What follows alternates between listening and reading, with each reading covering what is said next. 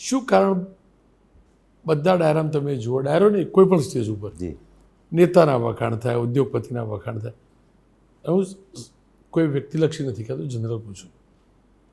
એ દેખાવ પૂરતો કે કલાકાર જાણતો હોય કે આ સારો માણસ છે કે આ ખરાબ માણસ છે?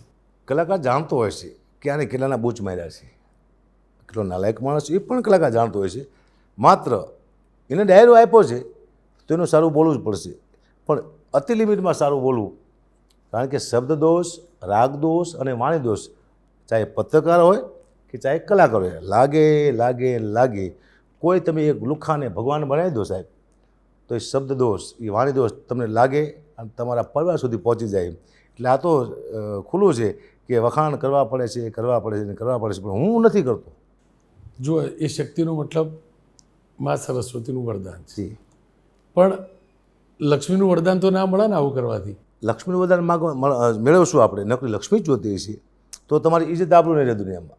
લક્ષ્મી માટે તો પછી ખોટું કરવું પડશે ને બધું. કારણ કે નીતિમાંથી હાલશો તો એટલી બધી લક્ષ્મી નથી આવતી, મને ખબર છે. તમે લક્ષ્મીને ધ્યાનમાં લઈને હાલશો તો મને ખ્યાલ છે કે દુઃખી બહુ થાય છો. કારણ કે લક્ષ્મી 2-3 પ્રકારની આવે છે સાહેબ, સૂરી ને અસૂરી. અસૂરી આવી જાય તો આપણું વિનાશ સર્જી દે છે.